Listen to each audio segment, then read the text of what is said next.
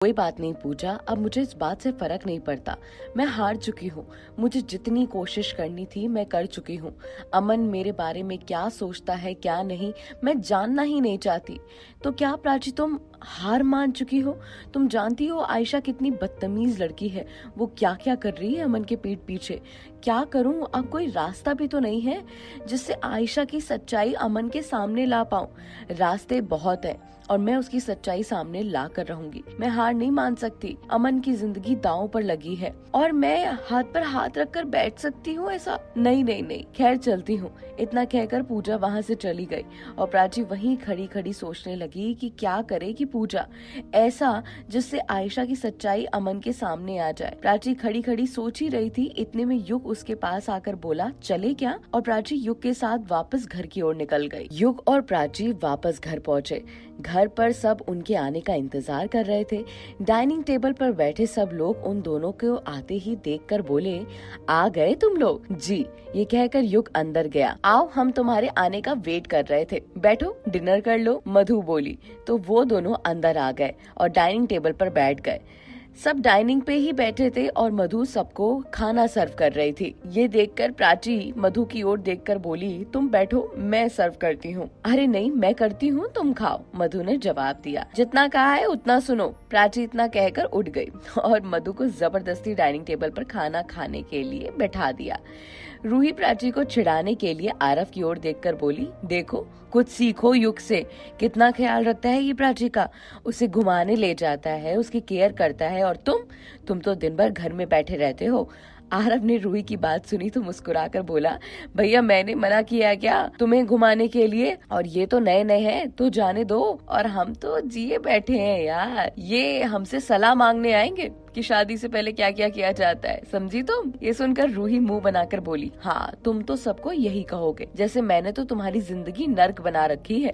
नहीं पागल, मैं तो मजाक कर रहा था। तुम बताओ कहाँ चलना है, तुम्हें पक्का लेकर जाऊंगा। ये सुनकर रूही बोली, मुझे नहीं, सबको लेकर चलो। अच्छा ठीक है, सबको लेकर चलूंगा, लेकिन बताओ तो सही चलना कहाँ है? आरव ने कहा। वाटर पार्क, रूही ने झट से जवाब दिया। चलो ठीक है, कल रेडी हो जाना, हम सब वाटर पार्क चलेंगे। आरव ने सबको देखकर कहा तो सब मुस्कुराने लगे और डिनर के बाद सब अपने कमरे में जाकर आराम करने लगे। युग वहाँ से वापस अपने होटल की ओर लौट गया। वो होटल पहुँचा तो रूबल चौधरी उसके आते ही बोले, कहाँ गया था तू? बिना बताए वो भी? हाँ भैया, मैं युग हिचकिचाते हुए बोला। ये मैं क्या लगा रखा है, बोल ना, रूबल चौधरी ने युग से गुस्से में कहा। तो युग उन्हें बताने लगा। इतने में उसकी भाभी स्मिता और भैया के पास आकर वो बोली, आप भी क्या है, समझते नहीं है क्या? शादी पक्की हो गई है उसकी। हाँ, और अभी भी अपनी होने वाली बीवी से मिलने नहीं जाएगा तो कब जाएगा? फालतू के सवाल करते रहते हो आप। आओ, चलो अंदर आओ। ये कहकर स्मिता ने युग को दरवाजे से अंदर उसका हाथ पकड़कर खींच लिया। युग अंदर गया तो उसकी मम्मी आराम कर रही थी।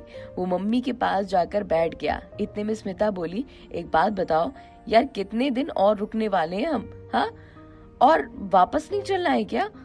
अरे नहीं, ऐसा कुछ नहीं है, वापस चलना है, पर पहले सगाई तो हो जाए। ये कहकर युग मुस्कुराने लगा तो उसकी मम्मी बोली, हाँ हाँ बेटा, पता है, तेरी सगाई करके ही यहाँ से जाएंगे, तू घबरा मत। ये सुनकर युग शर्मा गया और अपने कमरे में चला गया। अगले दिन आज अमन फाइनली काफी दिनों बाद कंपनी गया था। वैसे तो कंपनी में सब नॉर्मल था, सारे वर्कर अच्छे से अपने काम कर रहे थे और अमन को देखकर रिएक्ट कर रहे थे। केविन में भी सब ठीक था। केविन के अंदर पहुंचते ही अमन ने पियून को बुलाकर मैनेजर हसरत को बुलाया। जी सर, आपने मुझे बुलाया? मैनेजर हसरत अंदर आते ही बोला। हाँ, पंकज वाले टेंडर का कुछ हुआ? नहीं सर, अभी तो कुछ नहीं हुआ, पर हाँ 2 दिन बाद जो मीटिंग है उस मीटिंग में मैंने सुना है कि पंकज भी आने वाले हैं, तो बेहतर होगा वहाँ जब वो आएंगे उनसे बात कर ली जाए। मैनेजर हसरत ने कुछ सोचकर जवाब दिया। हाँ हाँ, ये बिल्कुल सही रहेगा, अमन ने कहा और फिर वापस से सारी फाइल चेक करने लगा। मैनेजर हसरत जवाब देकर वहाँ से चले गए। इतने में अमन को आयशा की कही हुई एक बात याद आई। आयशा ने कहा था कि दिव्यांशी का प्रमोशन कर दो। ये सोचकर अमन ने पियून को कहकर उसने दिव्यांशी को अपने केबिन में बुलाया। पर आज हर दिन के मुताबिक दिव्यांशी की हालत में काफी बदलाव था। पहले जो दिव्यांशी हाफ कपड़ों पे चेहरे पर मेकअप लगाकर घूमा करती थी, पर वो आज ऐसे सलवार सूट में बिना मेकअप के घूम रही थी। ये देखकर अमन को थोड़ी हैरानी हुई। उसने दिव्यांशी को देखकर कहा, बैठो। दिव्यांशी अमन की बात सुनकर चुपचाप चेयर पर बैठ गई। तो अमन फिर से बोला, तुम्हारा काम देखकर हमने डिसाइड किया है कि हम तुम्हें प्रमोशन दे देंगे। ये सुनकर दिव्यांशी के चेहरे पर एक छोटी सी मुस्कान आ गई, पर उस मुस्कान में चमक नहीं थी। ऐसा लग रहा था जैसे पता नहीं वो किसी बात को लेकर बहुत परेशान हो, वरना जिस प्रमोशन के पीछे उसने प्राची और अमन को अलग किया, उसकी खबर सुनकर तो उसे खुशी के मारे उछलना चाहिए था।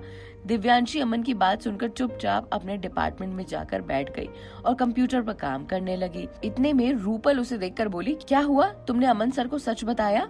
मैं हिम्मत नहीं कर पाई। कैसे बताऊं उन्हें कि उन्हें और प्राची को मैंने ही अलग किया था? कैसे बताऊं इन्हें कि जो भी हुआ है सब मेरी वजह से हुआ है? बहुत देर हो गई है। अब मैं अपनी इन गंदी हरकतों की वजह से आज इतना आगे बढ़ चुकी हूँ कि पीछे मुड़ पाना बहुत मुश्किल हो गया है। और अगर मैंने ऐसा नहीं किया तो मेरा प्यार मुझसे हमेशा के लिए रूठ जाएगा। मैं किसी एक को नहीं छोड़ सकती हूँ। मैं क्या करूँ, कुछ समझ नहीं आ रहा है। मैं अपने प्यार को खोना नहीं चाहती। तुम ही बताओ रूपल, मैं क्या करूँ? ये कहकर दिव्यांशी रोने लगी। तो रूपल ने उसके कंधे पर हाथ रखकर उसे संभाला और बोला, रो मत, हम जानते हैं हमने प्राची के साथ क्या किया है।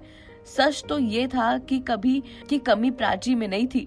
वो तो कितनी मासूम थी, कितनी हेल्प करती थी। कमी तो हम में थी। अब दिव्यांशी और रूपल ऐसी बातें क्यों कर रहे हैं? क्या ये सच अमन के सामने आ पाएगा?